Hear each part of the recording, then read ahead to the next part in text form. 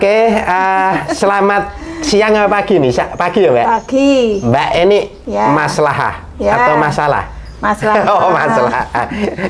Oke, teman-teman wedanger semua, ini kita akan ngobrol santai, mampir wedangannya di belakang. Ini kita akan ngobrol dengan Mbak Eni. Mbak Eni ini aslinya ya tinggalnya dulu di Jogja, cuma asli Gresik ya, Mbak? Ya. Lalu sekarang di Kalimantan.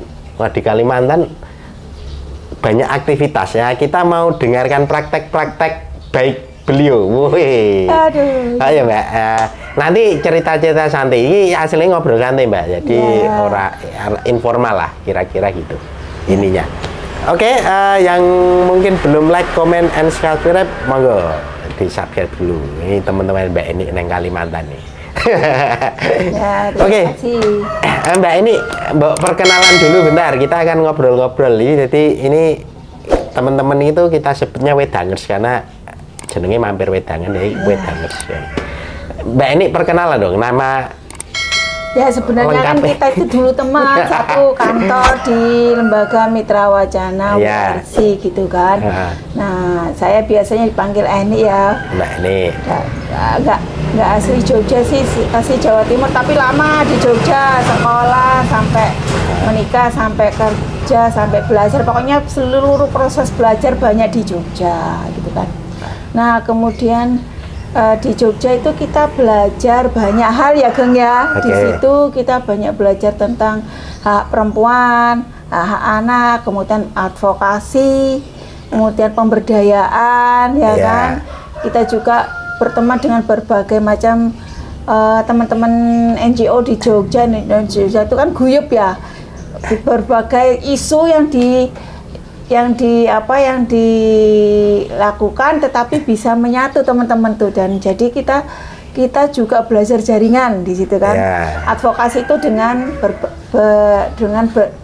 dilakukan dengan berjejaring dengan berbagai macam lembaga, baik universitas ataupun lembaga studi ataupun NGO ataupun organisasi kemasyarakatan keagamaan ya. Itu pas di Mitra ya, aktivitasnya banyak. Ya, sebelum itu dulu Mbak. Dulu kan asli Gresik tuh. Iya, Gresik, sekolah di sampai SMA memang ya, atau mondok-mondok gitu.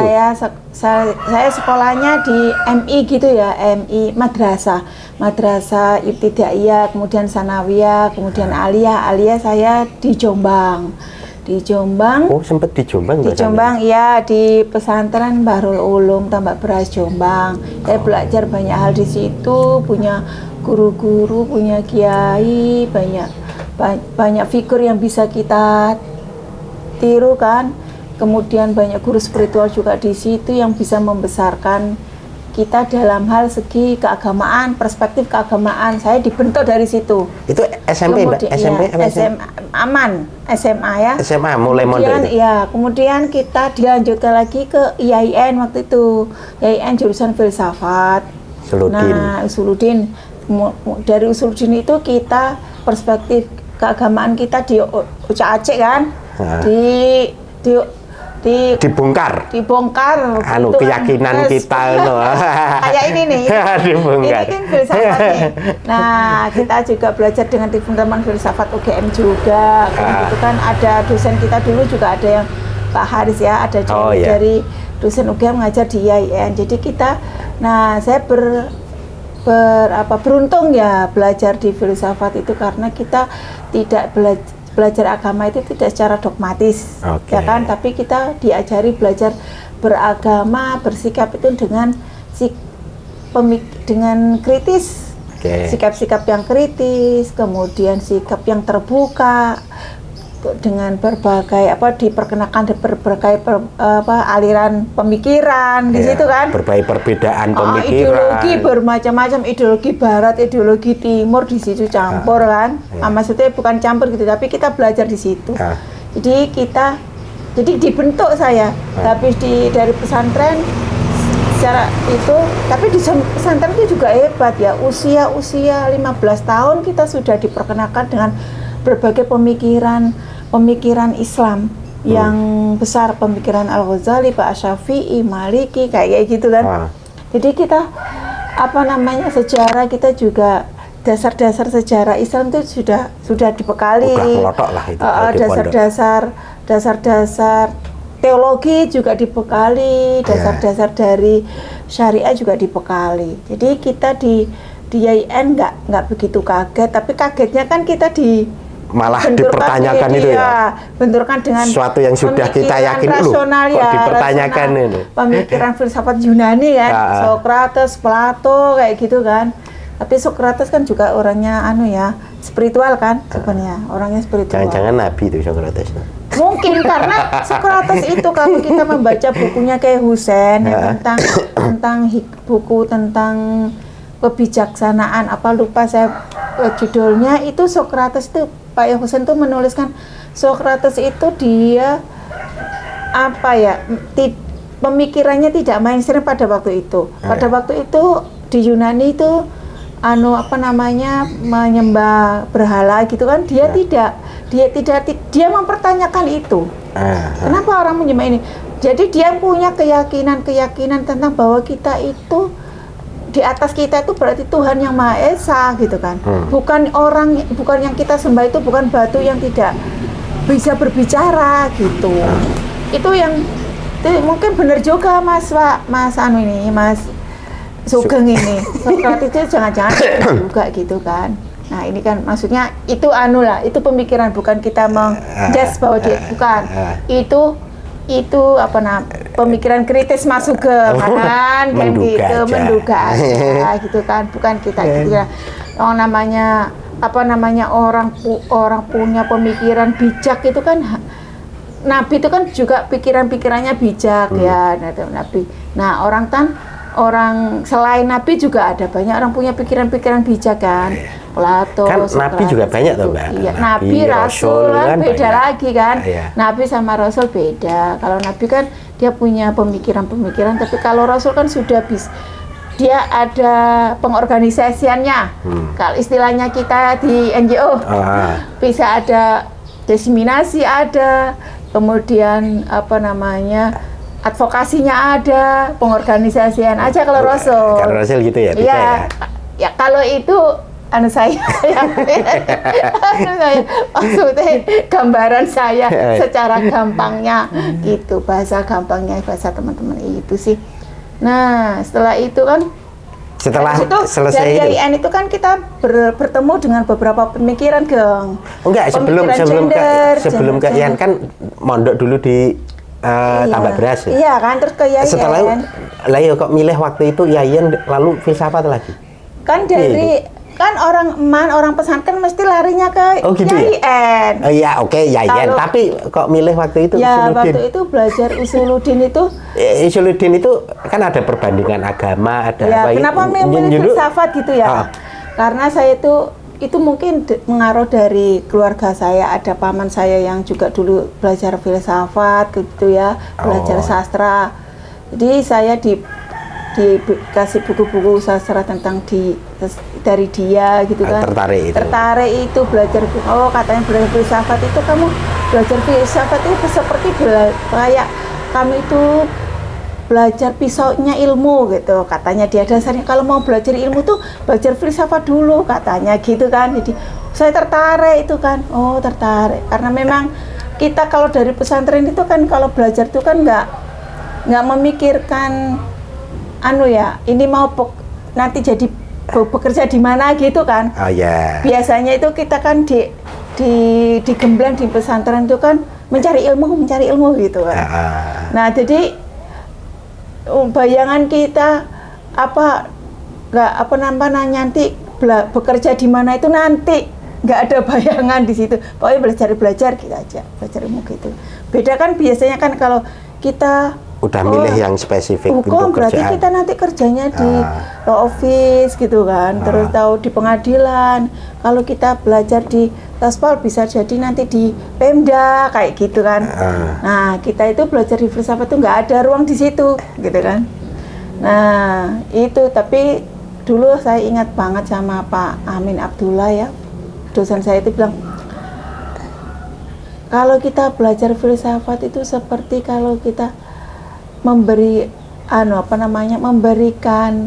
kayak diumpamakan kayak kota gitu kan. Nah, taman kota itulah orang filsafat, bisa memberikan kesejukan, gitu bisa ya. memberikan pemandangan yang baik gitu. Penting tamannya nggak rusak aja ya. Iya. Itulah, itu kan itu dasar ya, dasar. Nah, kalau paman saya itu dasar-dasar mau belajar ilmu tuh ya dari filsafat, dari situ kamu nanti bisa belajar ke yang lain. Kalau ilmu sosial gitu kan, humaniora itu sih semua sebenarnya ilmu itu kan bagus ya, perlu di ini kan. Itu Mas Sugeng. Terus nanti di situ kan kita ketemu berbagai pemikiran. Enggak, sebelum kita ketemu itu jenengan kuliah dulu S2. Nah, di IAIN itu kita sudah ketemu. Oh, itu. Pemikiran-pemikiran tentang feminisme, kan skripsi saya juga itu. Soal feminisme juga. Iya, apa Mbak judulnya? Pandangan santri tentang perempuan, tentang identitas perempuan. Oh, gitu. Berarti Pandangan juga udah ada ketertarikan isu-isu iya, itu. Saya penelitian di Peloso ya, di Pesantren Putri Peloso Al-Falah. Mana itu? Kediri. Oh, Kediri. Penelitian di situ melihat bagaimana sih santri-santri ini melihat perempuan itu seperti apa, peran perempuan itu seperti apa, kayak gitu. Nah, dikaitkan dengan dia memiliki pandangan ini, dia itu argumennya dari mana, gitu kan? Itu kan ke santrinya? Iya, ke santrinya. Kalau filsafat kan itu mempelajari pemikirannya dia kan. Tapi kita nggak melihat dari aspek yang faktor yang sosialnya mereka kan. Cuma melihat dari pemikiran dia kayak gitu kan. Nanti dia merujuknya kemana gitu kan.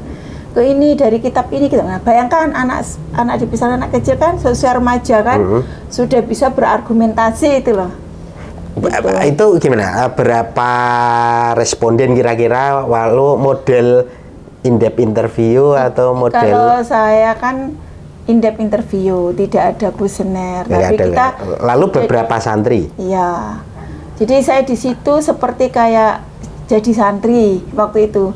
Saya nyantri lah, ya, nyamar. Ya, nyamar di situ, tapi saya sudah mengungkapkan niat saya ke kiainya bahwa saya punya ini, tapi izin lah ya. Izin sudah, tapi saya ingin belajar melihat Pak santri-santri ini belajar. Jadi saya melihat kalau kita dia lagi ngaji Ukudul Ijen seperti apa, terus dalam perbincangan tentang perempuan seperti apa, kayak FGD tapi informal gitu. Oh gitu. Ya, kayak itu. In-depth interview sama FGD kayak gitu sih.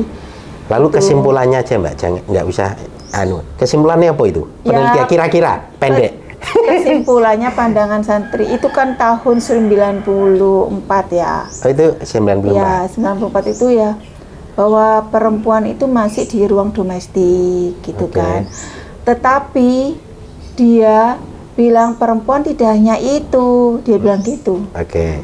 Dia mengakui perempuan itu ya di domestik. Tetapi tidak hanya itu. Lalu dia harus bisa mengamalkan ilmunya di masyarakat, mengajarkan ilmunya di masyarakat gitu. Tapi keyakinan bahwa peran perempuan di ruang-ruang domestik itu masih mereka percaya itu. Tapi ada kelebihannya bahwa orang itu dikaitkan dengan agama. Misalnya ada ruang-ruang publik yang mereka harus berperan juga, gitu ya. Karena dia memberikan contoh, bunyai dia mengajar kan, terus kemudian ada dai perempuan itu kan, yang di desa-desa kan ada dai perempuan kan, perempuan-perempuan yang memberikan dai, kemudian apa namanya, yaitu yang ngajar-ngajar ngaji di apa namanya di desa-desa kan banyak perempuan. Nah itu apa namanya dia bagusnya apa ada ketika apa di teks begitu di realitas ternyata ada perempuan itu di ruang publik. Gitu. Tapi ruang-ruang apa bawah sadar pemikiran peran perempuan di ruang domestik itu memang ya mestinya itu perempuan gitu, itu tertanam di mereka. Iya. Karena kan memang teks-teks yang diajarkan ke mereka mungkin kultur keluarga mungkin juga masih di sekitaran pondok mereka melihat seperti itu gitu juga. Teks-teksnya yang dia pelajari kan begitu. Nek sekarang cenderung progresif. Nah sekarang malah bagus kan, santri-santri itu banyak yang jadi feminis ya. Saya nyatakan feminis. Iya. Gitu kan. Dan pemikiran tentang gendernya hebat-hebat kan, penelitian kita kenal KUPI, Kongres Ulama Perempuan itu kan semua dari santri. Oke. Yang bisa jadi gerakan perempuan Islam di Indonesia itu hebat ya. Itu dari muaranya saya lihat ya, muaranya dari teman-teman pesantren gitu kan, dari pesantren iya, kan, mestinya memang teman dari pesantren karena KUPI mereka loh.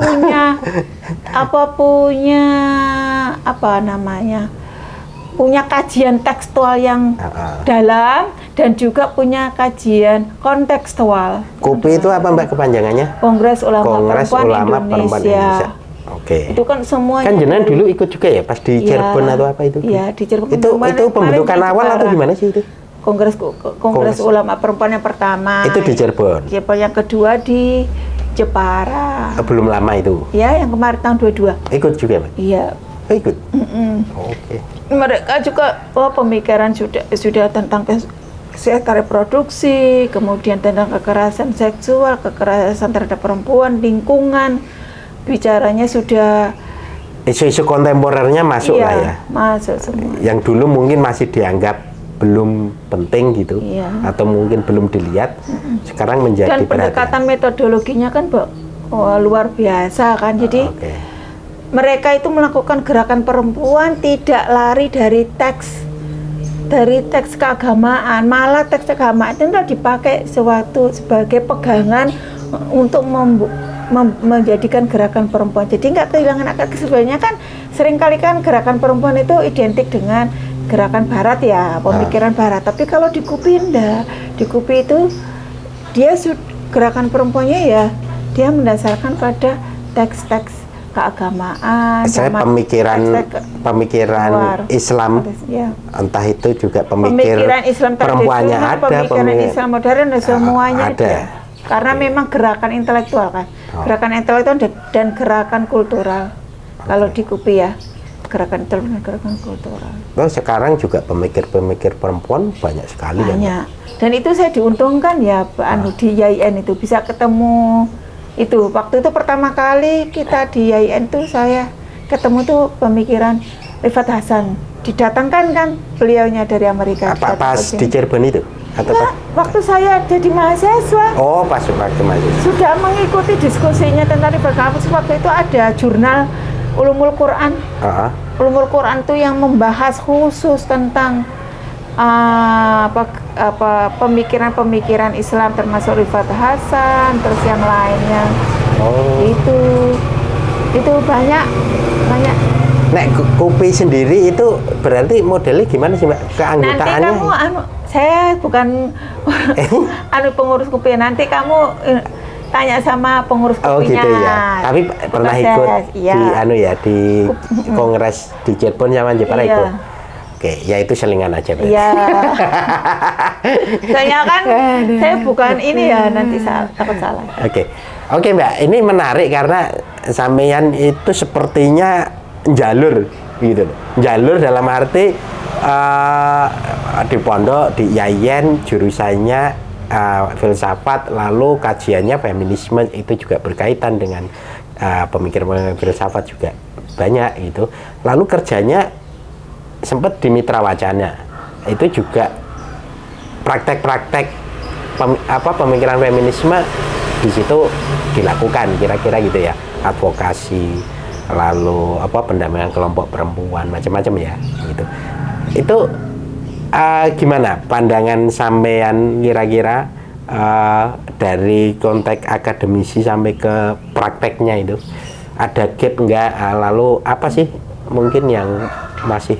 Jadi gini ya, saya kembali lagi di YIN itu saya kan bertemu dengan namanya Mbak Cici Farha. Mbak Cici Farha tuh saya melihatnya itu guru saya, pokoknya guru teman semuanya lah. Dia bisa membimbing saya, mengantarkan saya bisa mengenal pemikiran-pemikiran tentang gender dan Islam, kemudian mengenal gerakan-gerakan perempuan. Jadi sebenarnya kan waktu pertama kali kita melihat mengenal itu kan nggak ini Geng, tidak belum, bukan berarti nggak bisa antara pemikiran akademisi sama gerakan itu satu Geng. Jadi memang kajian gender itu kan nggak bisa hanya akademisi aja kan. Jadi menyatu dia dengan gerakan. Karena waktu itu kan di akademisi nggak diajarkan, Geng. Malahan. Belum ada. Mungkin teoretiknya. Pemikiran. Belum diajarkan. Belum ada ajar. Tapi diskusi.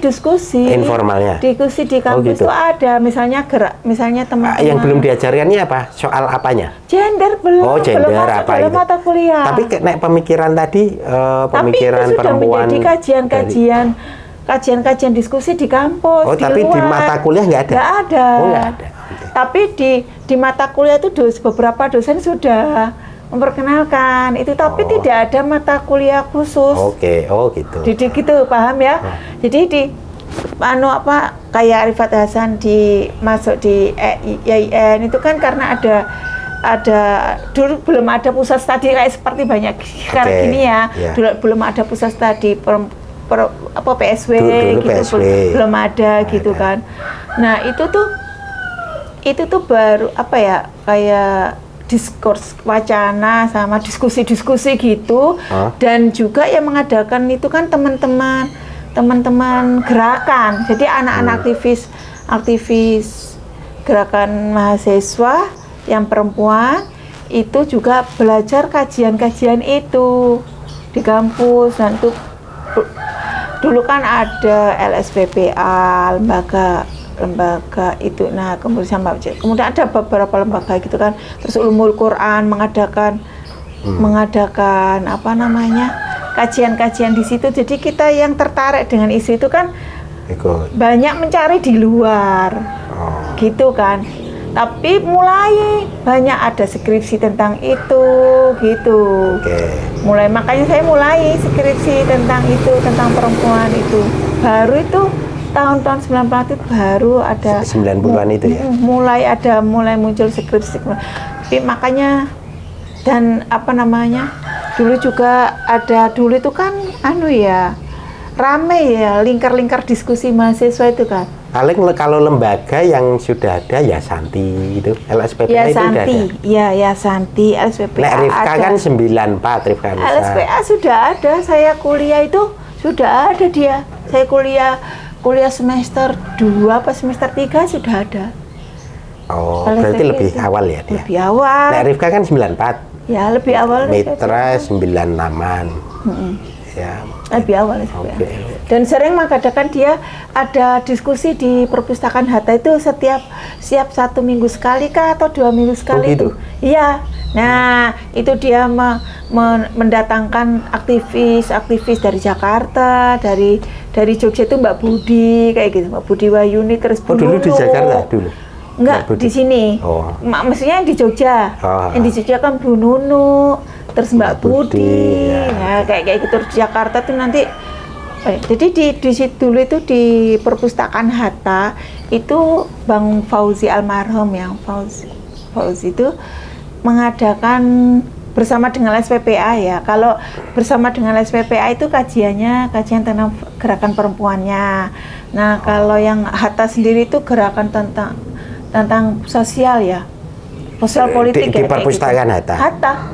Jadi kalau itu nanti mereka itu mendatangkan Ari Budiman, Mas Ari, kayak gitu. Jadi kalau lagi banyak itu penuh itu di situ tuh.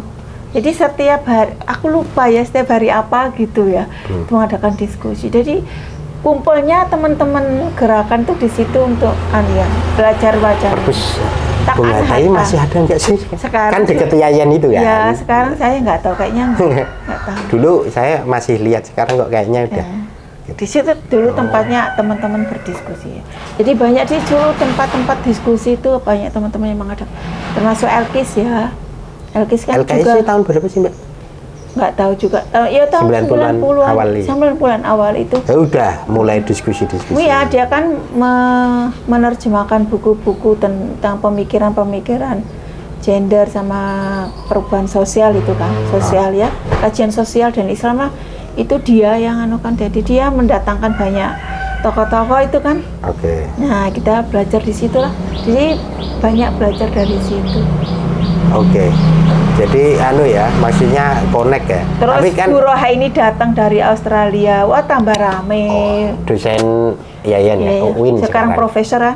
Profesor Bu Rohaini ini datang dari Australia, kan dia kajiannya gender, sosiologi, gitu. Jadi rame lagi, diskusi-diskusi. Nek Mbak Farah Cici itu yang Jember itu ya? Nggih. Apa jenis? Ombo apa? Kledok Ombo. Kledok Ombo ya. Tanoker. Ledok Ombo kan daerahnya. Oh. Kalau anunya itu lembaganya itu Tanoker. Oh, Tanoker ini nama lembaga. Mbak Farah. Oke. Dulu di Jogja juga. Iya, di Jogja. Aktivis perempuan Jogja. Dia Oke. di Rahim. Ya gitulah itu. Aktivisnya banyak ya di Jogja. Sekarang mungkin sudah ada yang di mana-mana ya, Iya. baru termasuk Mbak Eni ini sekarang di Kalimantan. Saya itu belajar dari teman-teman itu ya, saya dulu masih. Nah, ini Mbak kan jenengan sempat di Mitra Wacana agak lama ya, 2007. Dulu kita masuknya hampir bareng sama, lah, hampir bareng lah. Duluan kamu ya, baru itu aku. Ya selisih sebulan. Oh, 2 kamu bulan. relawan dulu gitu ya, mahasiswa ya waktu itu. Enggak, udah selesai, habis selesai itu. Nek di Mitra kan lama ya, cukup lama lah, boleh dikatakan. Kalau saya itu 14 tahun, Mbak Eni mungkin 10 tahunan lah kira-kira gitu. Setelah itu ke Kalimantan. Nggak Ya. sampai 10 tahun, Nggak kan nyampe. saya kan pernah resign. Oh ya, sudah 8, Ya. 10. Ya kira-kira kurang lebih 8 Ya, tahun ya. 8 tahun. Nah, kalau di ini kan di Mitra, jangan pengalaman banyak lah. Praktek-praktek lah kira-kira di situ ya.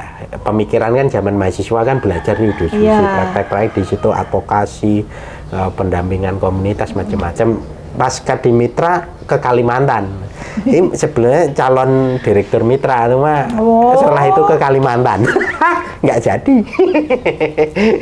Nah, ke Kalimantan ini beliaunya tiba-tiba menjadi ini aktif di ruang-ruang lingkungan. Kira-kira gitu ya. Saya mungkin nanti dijelaskan. Jadi Belajar, Gang, masih belajar. lah ya, aktif itu kan banyak, tapi aktivis di situ.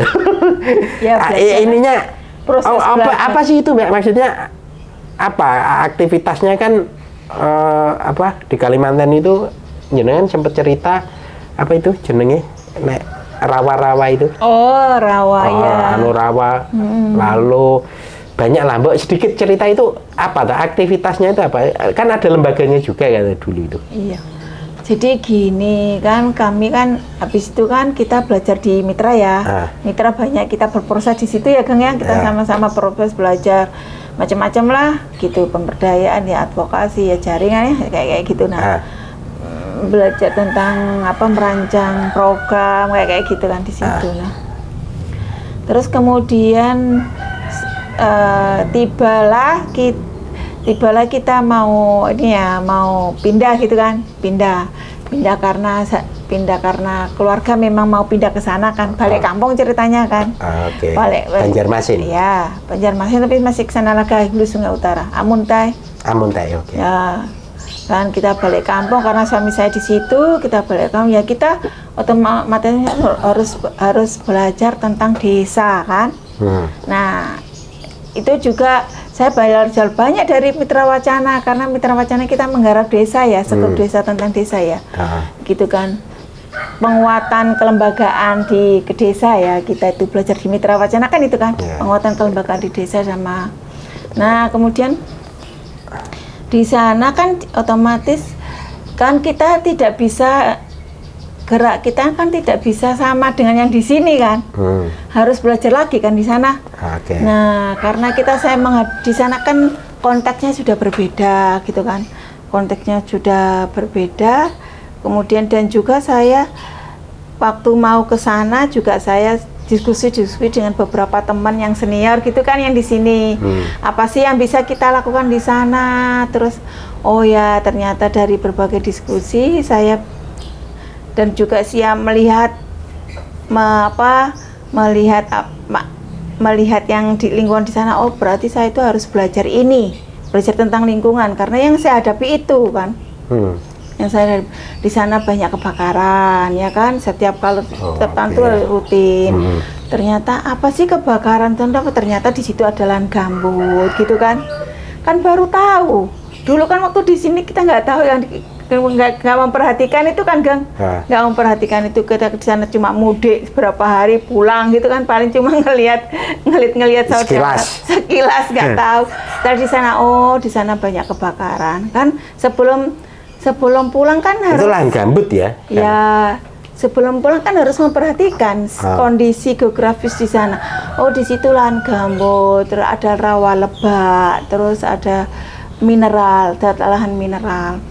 Nah ternyata sebagian besar yang saya tempati itu, sebagian tuh ada lahan mineral, juga ada lahan gambut, juga ada lahan rawa lebak gitu kan. Nah saya harus belajar itu kan. Nah waktu itu kan saya belajar di mana? Karena kan lingkungan kita kan di Jogja ini nggak ada, beda lah ininya, geografis, beda kajiannya. Nah saya ya di sana kayak awal-awal ya harus menyesuaikan diri, istilahnya ya harus keliling-keliling, jalan-jalan dulu kan di desa, lihat-lihat apa-apa gitu kan. Terus teman-teman habis itu masih pulang pergi ya. Terkadang balik ke Jogja. Nah terus teman-teman di Jogja, ayo kita bikin lembaga gitu kan, biar nanti kalau kita melakukan apa di sana itu ada wadahnya gitu kan. Legal juga ya? Ya legal, memang sudah legal, namanya Yayasan Rahim Bumi gitu kan. Namanya apa? Yayasan Rahim Bumi, Pemberdayaan Perempuan dan Kelestarian Lingkungan itulah. Nah pokoknya kita punya lembaga dan jelas sudah, karena sesuai dengan kondisi di sana. Nanti itu dilaksanakan dengan ya semampu kita, karena kita enggak, dan kita juga belum mikir mau dana di mana, dana apa gitu. Pokoknya kita, karena kayak saya pindah di sana, saya punya tanggung jawab moral, saya punya komitmen untuk belajar bareng-bareng sama masyarakat di sana, melakukan sesuatu di sana kan. Kita nggak hanya niat untuk pindah aja gitu kan, tapi harus ada yang dilakukan di sana, karena kan itu dari yang kita tempati kan, biar kita itu bermanfaat. Intinya itulah, bagaimana kita bisa bermanfaat, ya kan, bermanfaat dan berkah. Nah itu aja sebenarnya itu. Nah karena kita punya niat yang baik itu mungkin Tuhan memberikan jalannya. Satu ketika saya ketemu dengan apa yang namanya Badan Restorasi Gambut. Oh, memang ada itu? Iya, Badan Restorasi Gambut melakukan lokakarya desa. Di sana saya mengikuti. Ya kan, dikasih tahu orang desa, ibu ada kegiatan ini. Oh ya, apa itu ya? Ikut. Terus akhirnya kenal-kenal kan sama yang teman-teman yang dari Badan Restorasi Gambut ini. Terus akhirnya tahun berapa bulan kemudian, tahun itu akhir 18 ya, tahun 2018 ada gitu kan, ada di apa namanya di Badan Restorasi Gambut itu membutuhkan orang yang untuk bisa melakukan pemberdayaan sama advokasi gitu kan. Terus sama ya kayak itu melakukan pemberdayaan, mengkoordinir dari teman-teman berbagai ini untuk melakukan pemberdayaan. Ya saya nyoba kan sambil belajar, niatnya belajar, Geng. Alhamdulillah diterima di situ ya, saya belajar di situ banyak ya, apa itu lahan gambut, fungsinya apa. Ternyata kan lahan gambut inilah lahan yang apa ya, kalau kita marginal. Jadi kita itu di Jogja kita bekerja untuk perempuan marginal ya. Kalau di sana kita belajar dan bekerja untuk lahan-lahan yang marginal. Otomatis kan masyarakat yang di tempat di situ juga menjadi marginal juga kan. Karena memang terkadang kita di pusat itu kan terkadang mindsetnya itu Jawa sentris ya. Jadi terkadang program-program pembangunan itu tidak disesuaikan dengan situasi yang di situ kan. Di situ lahan gambut kan artinya harusnya penanganan pertanian, terus penanganan tentang pengelolaan lingkungannya kan tidak sama dengan yang di Jawa. Harus ada sentuhan khusus. Tapi memang Mbak, bisa dimaksimalkan lahan gambut itu untuk apa? Pertanian Ya, atau apa bisa? Bisa kalau kita pengelolaan lahannya itu dengan benar. Karena lahan gambut itu sebenarnya kan kumpulan-kumpulan bahan organik yang tidak bisa terurai. Yang bisa tidak mengurai, dan itu ada kumpulan dari berbagai daun-daunnya sudah beribu-ribu tahun, kan kayak gitu. Terus jadi akhirnya kan tidak terurai, kan akhirnya dia kan kayak berair gitu kan. Terus kayak seperti lahan gambut itu seperti kayak ini loh, spon. Spon itu kan kalau ditaruh di air cepat menyerap air kan, dan cepat menampung air. Nah, tapi kalau airnya diambil, dia cepat kering kan? Cepat lahan gambut seperti itu. Dia bisa menampung air banyak, bisa. Tapi dia juga bisa cepat kering, bisa. Kalau itu fungsinya lahan gambut itu karakternya tidak boleh kering. Harus tetap basah gitu. Nek kering dia kesuburannya atau apa nggak ada atau gimana? Rusak. Dan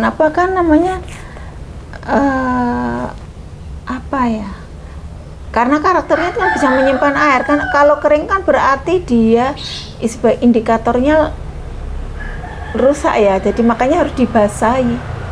Nah, disitulah Badan Restorasi Gambut itu punya 3 pendekatan.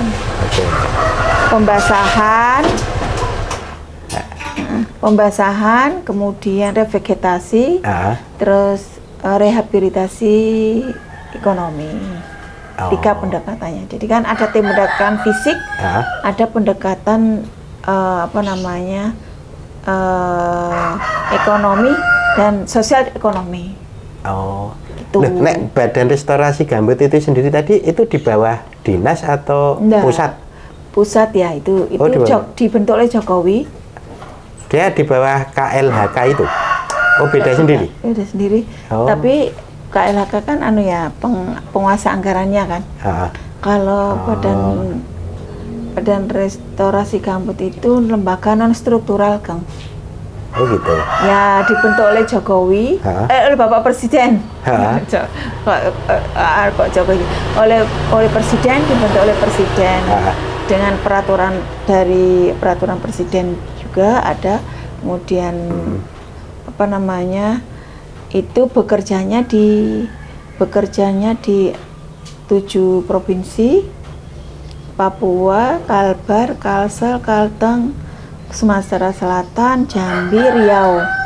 Kemudian tahun 2020 ya.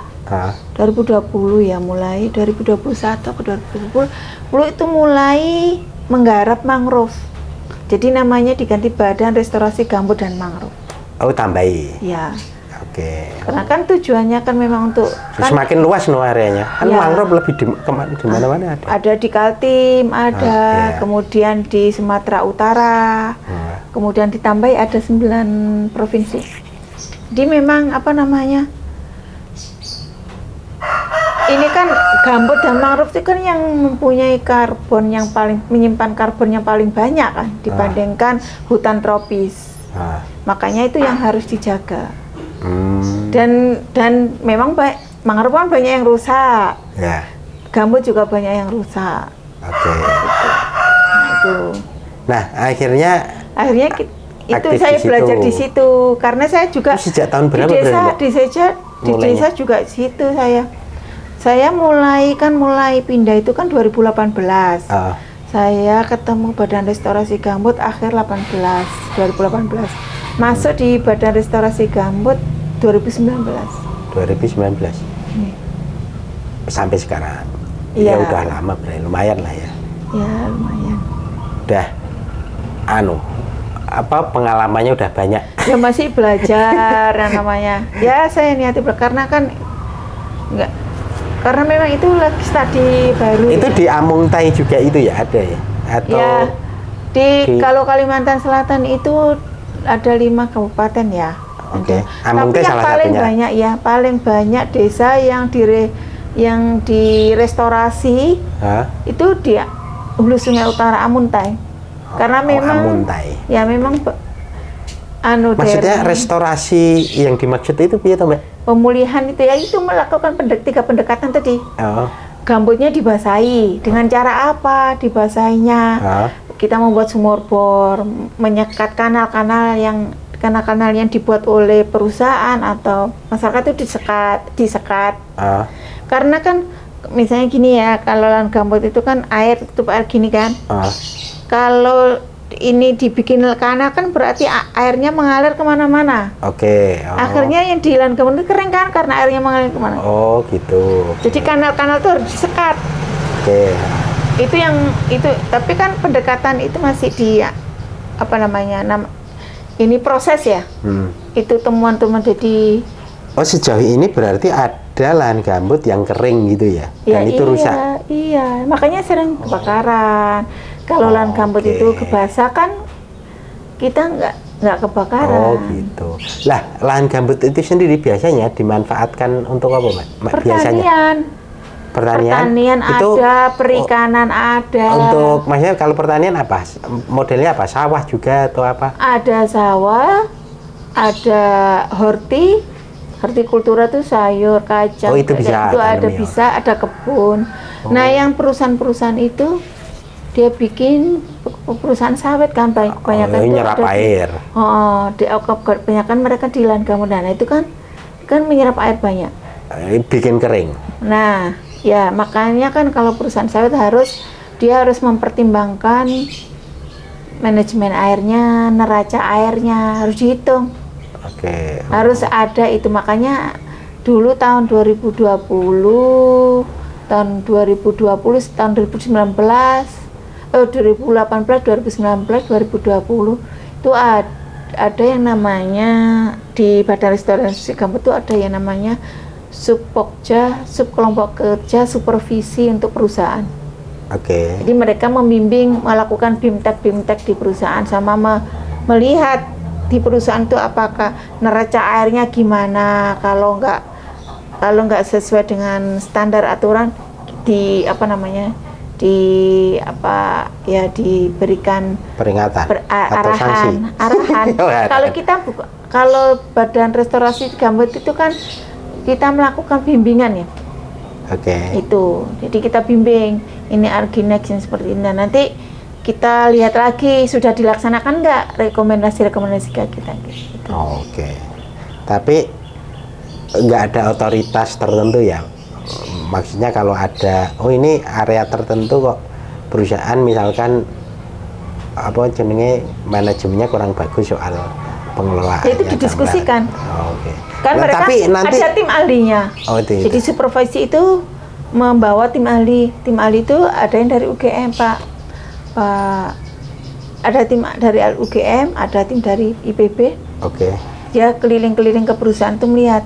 Tapi saya bukan di bidang itu ya, saya yang di bidang bagian pemberdayaan masyarakatnya. Oke. Tapi kalau yang punya otoritas itu kerjasama apa? KLHK atau? KLHK. KLHK ya? KLHK. Oke, itu sebenarnya kita juga nggak banyak baik. Cuma itu untuk bahwa tetap terhubung sih, Mbak. Maksudnya aktivitas Mbak Eni dari kuliah boleh katakan seperti sampai ini sebenarnya terhubung. Kalau kajian soal lingkungan itu kan kajian feminisme itu kan ada ekofeminisme ya. Kira-kira bisa dipakai kacamata ekofeminis dalam konteks kerja-kerja ini ya? Kalau melihat itu kan, kalau kita melihat perempuan-perempuan di lahan gambut itu memiliki peran yang sangat besar. Iya, gimana itu? Karena di desa, karena saya di desa-desa ya, saya kan di situ. Saya kan di desa-desa itu perempuan gambut itu bahkan sebagian besar yang dilakukan oleh perempuan gambut itu terkait dengan ekosistem yang ada di gambut. Oke. Jadi seperti ya pengrajin anyaman pengrajin kerajinan tas, purun, tikar. Itu kan purun itu kan dari tanaman tikar. Yang dianyam itu kan dari tanaman purun.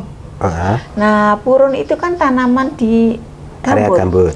Di area gambut itu tanaman endemik ya, tanaman endemik. Jadi purun itu salah satu indikator untuk melihat apakah gambut ini sehat atau enggak.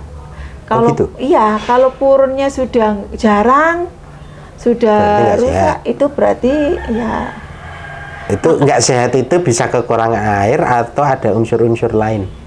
Bisa. Kalau bisa dibakar kan purunnya habis. Oke. Kalau air gambutnya itu ketinggian air gambutnya itu nggak sesuai dengan nggak normal, otomatis purunnya itu jadinya jelek hasilnya. Bisa pendek, bisa kecil gitu kan. Oke. Nah, saya malah jadi inget itu soal kerajinan kan dulu. Ya makanya kerajinan purun itu kan yang mengelola perempuan dari dulu. Ceritanya gini, Gang, dulu itu kita aja ya, santai aja Kak cerita. Dulu masyarakat misalnya yang di Hulu Sungai Utara ya, di Amunta itu kan di masyarakat yang di desa-desa di pinggir-pinggir hutan gambut itu kan mereka bekerjanya itu sebagai pengrajin purun, menganyam tikar, menganyam bakul itu tas yang tuh ke pasar tuh. Nah, mereka itu dulu itu mengambil tuh purun tuh ambil sendiri, Geng, karena purun tuh dekat dengan lingkungan mereka, rumah. Paling cuma berapa 10 meter atau berarti bisa ada purun di belakang rumah. Lalu itu mereka ambil gitu kan, dikeringin, jadi mereka itu kan diambil kemudian dikeringkan, kemudian ditumbuk gitu kan, kemudian dianyam gitu kan. Nah, terus kemudian dianyam, setelah itu menghasilkan produk yang ramah lingkungan, ya kan? Bukan plastik kan? Tas-tas yang bukan plastik. Kemudian dia juga, jadi kan perempuan di situ berperan penting untuk menjaga lingkungan. Dari di lingkungan di kebun purun itu dia bisa menjaga air itu tetap stabil kan, karena dia menanam purun, kemudian menjaga purun itu biar nggak terbakar, karena dia juga kalau terbakar kan otomatis mata pencahariannya hilang kan toh kan? Makanya ya seperti itu. Kemudian dia juga menganyam itu menghasilkan uang dari situ gitu kan. Nah sekarang karena gambut-gambut itu sudah sebagian ada yang rusak, menjauh kan. Jadi di hutan nyarinya semakin jauh. Ya, semakin jauh. Dulu mencari purun tuh nggak harus pakai solar, nggak harus pakai itu jukung itu perahu kecil. Dulu kan mungkin jauh-jauhnya dulu pakai dayung aja kan, nggak pakai cukup. Sekarang itu jauh dan perempuan terkadang kalau jauh itu mereka bilang saya takut. Takut kalau ada apa-apa. Masih ada buaya, Pak? Ya, kalau di hutan ya tahu sendiri kan, kalau nanti keamanan dia terus itu pertama itu kurang aman, yang kedua secara ekonomi ya kan, secara ekonomi lebih mahal. Semakin jauh kan. Terus secara sosial waktunya butuh banyak, jadi kebutuhan waktu terus habis itu makanya sekarang kan mereka jadi tergantung, sekarang dialih. Jadi perempuan ini termarginalisasi ya akhirnya. Sekarang yang mengambil purun akhirnya laki-laki. Karena jauh itu ya, jauh cenderung berbahaya tempatnya. Jadi kan yang mengambil, jadi itu kan terpinggirkan ya akhirnya. Nah akhirnya dia beli di tempat laki-laki kan, membeli kan akhirnya. Dulu kan nggak membeli. Karena dekat, bisa diakses mudah, waktunya juga enggak ini. Jadi itu. Jadi kalau kita melihat dari ekofeminis ya perempuan berperan penting di situ. Cuma karena kalau kita lihat itunya memang beban pekerjaan perempuan banyak sih di Kelurahan Gambut. Ya pengrajin juga, ya domestik juga. Setelahnya Itu double, double. apa namanya apa itu? Garden. Balden. Oh, garden. Beban ganda. Beban gandanya itu banyak kan? Ya di mana-mana lah masih beban ganda. Teman aktivis itu mungkin juga ya ada yang beban ganda. Kalau kita apa namanya, kalau laki-lakinya enggak ini ya kurang memahami kan jadinya beban ganda ya, beban ganda memang. Domestik ya iya, pengrajin ya iya, merawat anak ya iya gitu. Tuh, tapi kan apa namanya, pengelolaan lingkungan di situ dekat dengan perempuan gitu kan. Gitu. Jadi perempuan di sana itu, kalau kita di sini kan nggak biasa ya pakai perahu kemana-mana. Kalau di sana kan biasa. Kita nggak terbiasa kan, nggak ada Mbak. Makanya itu mereka itu sungainya aja nggak ada, perahunya lagi. Alam kan, kayak perempuan petani kayak gitu kan, dengan alam kayak gitu. Nah, jadi kita kerja di situ. Jadi kita juga melakukan membuat pendekatan keadilan gender ya. Kita bagaimana melihat akses perempuan. Kalau akses perempuan itu sudah apa namanya, sudah agak tertutup, kita mencoba membuka akses itu. Kayak tadi kan, kita mencoba mencoba membuat demplot tanaman purun, biar ya kan mendekatkan akses perempuan terhadap mata pencarian biar terbuka kembali. Kemudian kita mengembangkan kerajinan purunnya. Akhirnya kan lagi. Kan ada juga yang satu desa itu masih tetap itu ya mengembangkan itu. Ada juga satu desa ini yang sudah hilang pengrajinnya karena nggak ada purunnya. Oh gitu. Ada di desa kalau nyari saya. kejauhan. Di desa tempat aku itu hanya ada satu keluarga yang masih menanam purun. Kalau yang di tempat tinggalku, kalau yang di desa lain, yang di desa yang pusat kerajinan, di kawasan pedesaan kerajinan itu masih banyak. Kayak di Kecamatan Haur Gading, yang di situ kami Badan Restorasi Gambut memfasilitasi menjadi kawasan pedesaan kerajinan. Itu masih banyak. Nah, kalau yang saya tempat tinggal itu dulu semua pengrajin purun. Gitu. Iya, sekarang nggak ada purun. Sekarang yang dianyam apa? Plastik. Tahu yang tas belanja plastik itu? Ada kan tas anyaman belanja. Dia mereka membuat itu. Karena skillnya masih ada, bahannya yang nggak ada. Ya, yang berarti ada kan aja. Lingkungannya nggak ada, lingkungannya rusak kan. Dulu banyak Bu katanya. Nah, ada satu tetangga saya itu yang nanam purun. Masih nanam purun. Masih itu satu, tapi jauh sekarang Bu katanya, nggak dekat lagi. Gitu.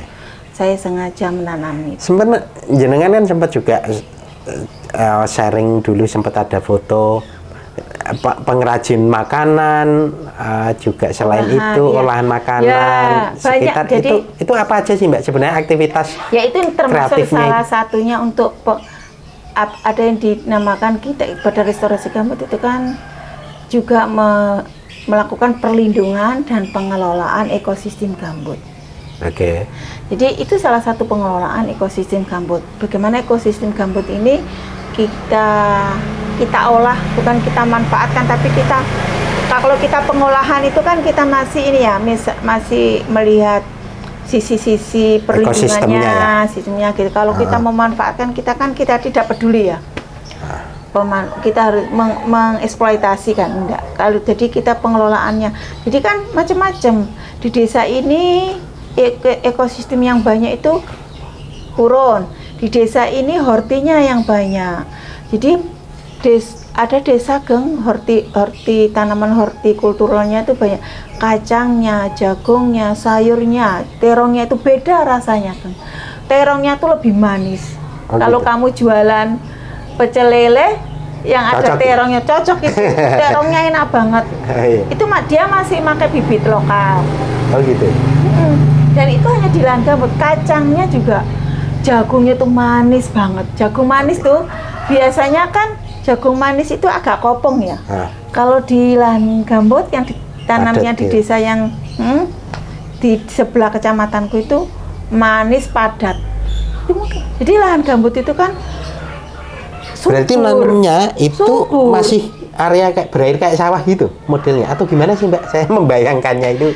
Kan jadi kan ada yang gambut itu kan ada yang mana ya, ada yang berair gitu kan, ada yang kayak rawa ya. Ada gitu. Rawa.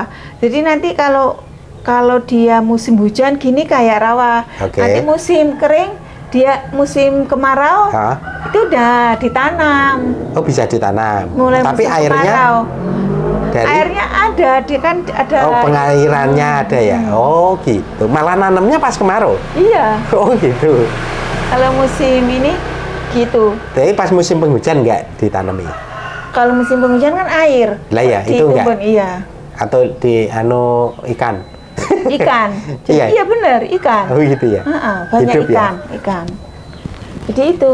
Atau belut juga ada. Belut banyak nggak sih Kalimantan? Banyak. Banyak belut. Iya ya. Banyak. Ngeri itu belut itu bagus. Jadi banyak kan kita terongnya enak, nanas cocok banget. Oh iya. Nanas juga, nanasnya gede-gede. Itu kalau nanas itu yang banyak itu kalau di Kalimantan Selatan di daerah Barito Kuala. Kalau di Sumatera itu di Riau, Bengkalis, Kepulauan.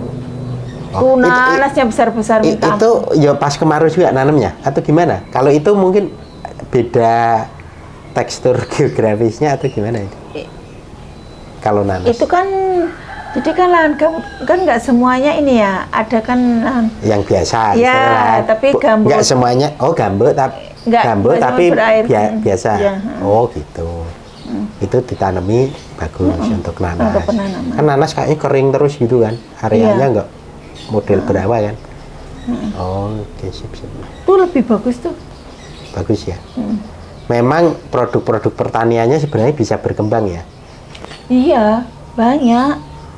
Kalau itu kita mengelolanya dengan baik itu benar-benar kaya lah. Maksud aku lumbung pangan itu bisa menjadi lumbung pangan. Oh gitu ya.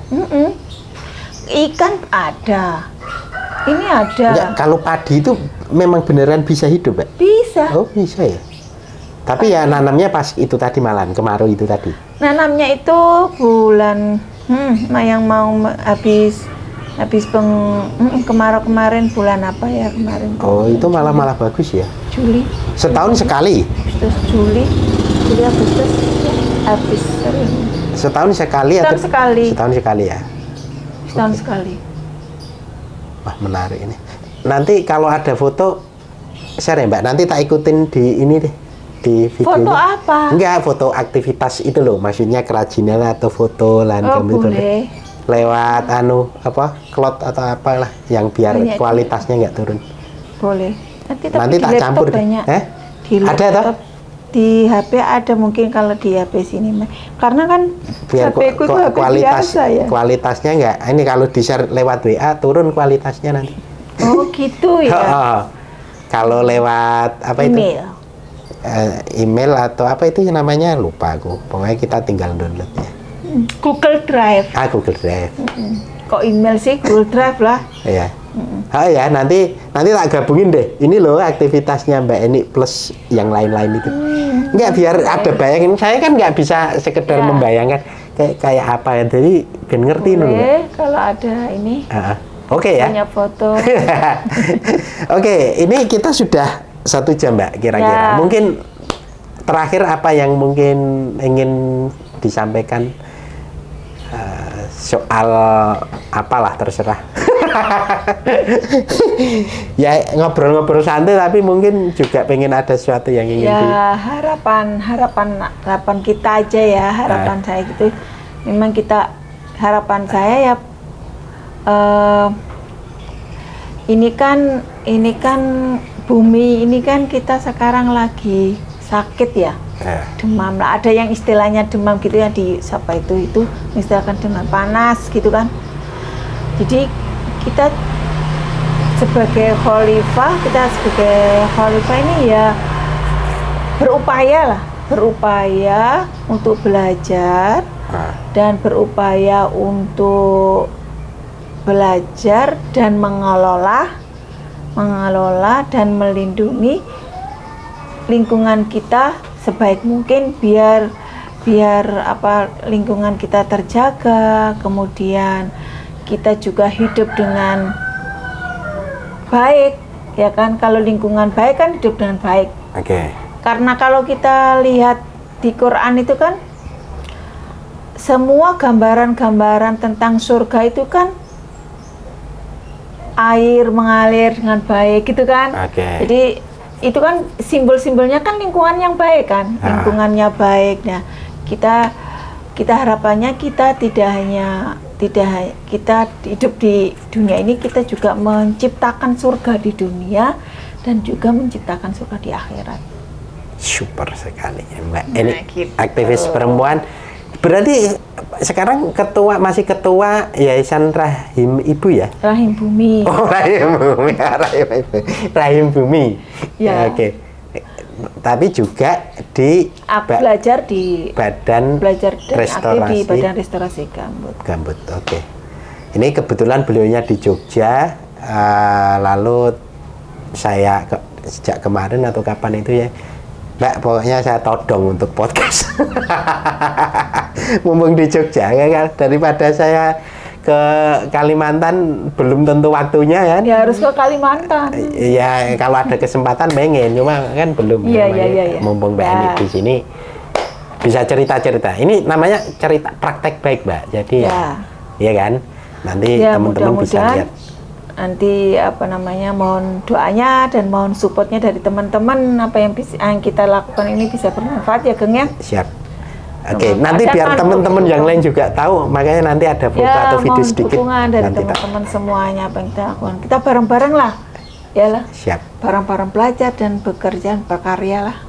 Saya belajar banyak dari Mbak Eni ini. Saya juga beliaunya ini sama surga. S1-nya kan di Usuludin, S2-nya itu di PSKK UGM itu apa? Iya, PSK Kependudukan itu. Lalu kerjanya dulu juga sempat soal-soal isu-isu kependudukan.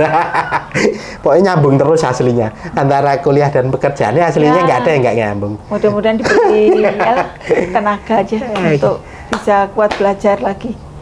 Siap. Makasih ya Mbak Eni. Saya senang sekali Mbak Eni mau menerima kunjungan saya.